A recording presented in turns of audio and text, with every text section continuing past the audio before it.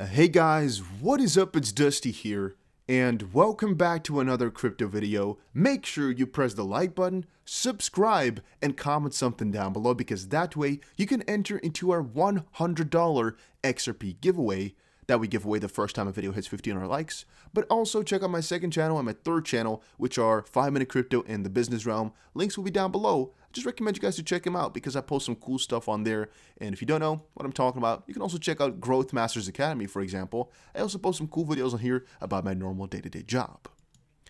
Having said that, if we're talking XRP, I have seen a couple of cool things come by, and one of them is actually noticing that we are hitting some very early 2019 resistance. If you check here on exactly where we're getting into, I guess right here is turned into support, but right here throughout 2019 is always acted as more of a resistance. And again, now we can have the debate of whether or not this actually matters or not, whether or not this is really relevant, since we're having a bigger situation going on, right?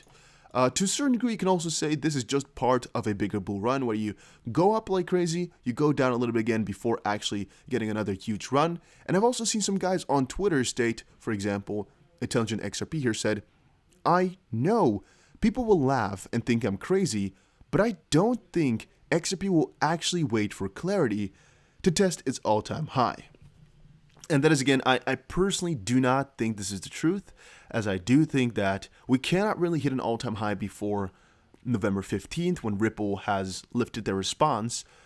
On a different note, though, I don't think many people actually expected, even I didn't, that we would see a huge surge like this happening once more, such a spike of enthusiasm, and we can actually close the week rather positively here, and that would be pretty damn amazing, as that, I think, would mostly, for a lot of people, confirm that this was yet another bottom, just a test over a lower zone, as you can see right there, but not breaching it, most likely just pumping it back into the newer zone, building on top from here, and then going piece by piece upwards again, because the bottom has just been hit, so to speak, right? 17 cents was the bottom. People were just buying in like bulk, and most likely from the 28 cents region up on forward, people are just going to be buying the bulk as well.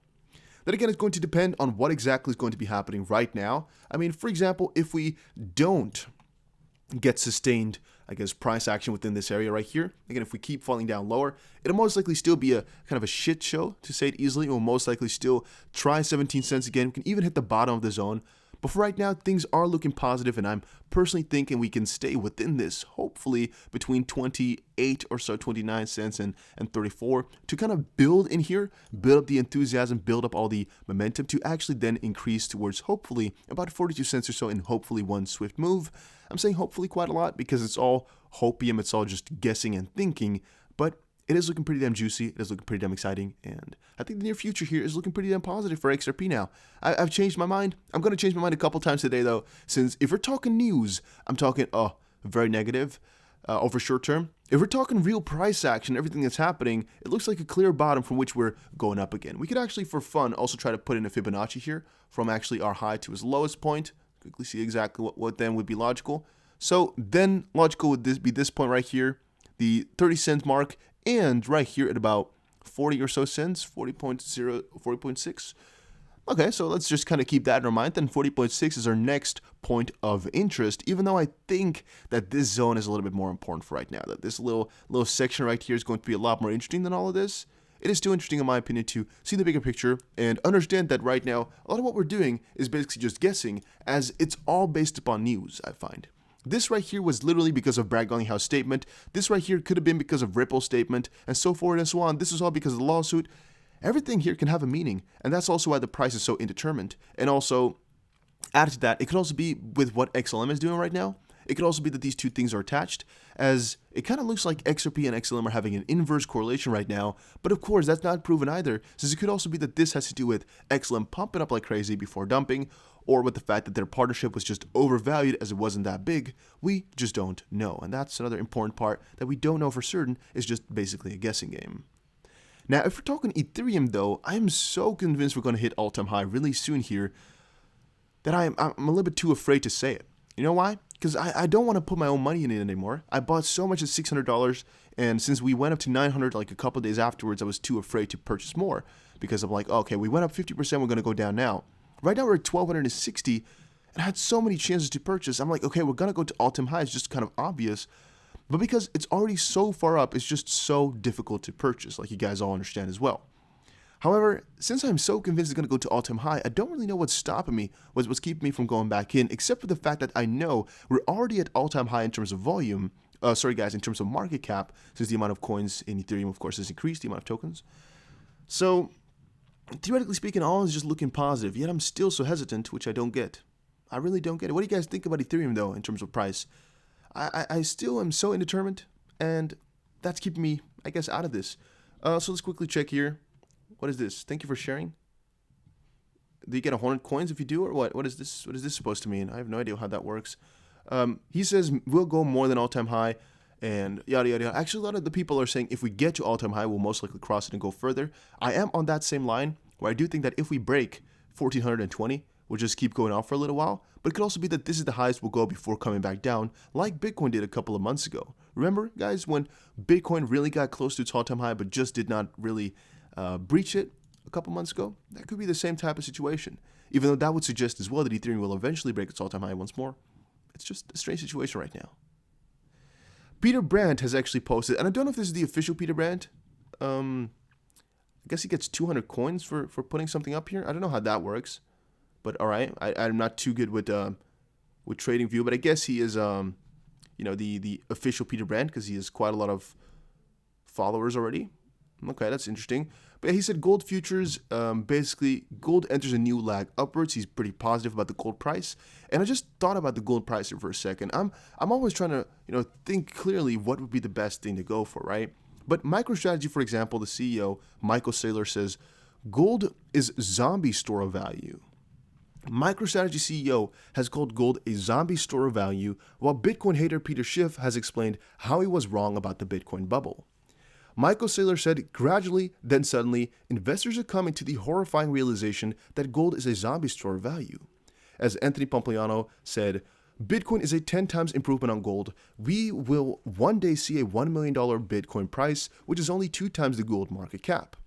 Everyone is understanding Bitcoin's potential, I explained with Melissa Lee, CNBC, and CNBC Fast Money. So it basically comes to the point that a lot of these guys are clearly wrong. Peter Schiff's own son has put up as well that he was wrong, and he insists that he was right about Bitcoin being a real bubble, quoting, "It's all the same bubble. It's never actually burst. I thought it had in the past, but I was clearly wrong about that. But if I'm not wrong about it being just a bubble, I just underestimated how large it would get or how many people would actually fall for the con."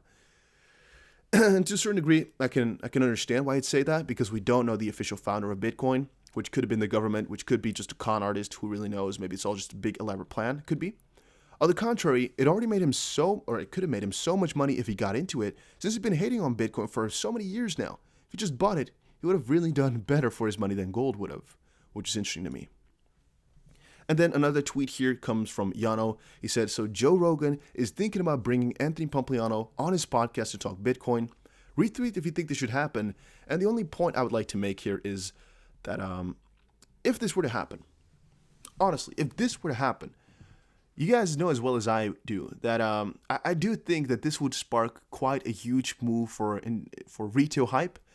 Like, that's again a $50,000 to $100,000 Bitcoin move.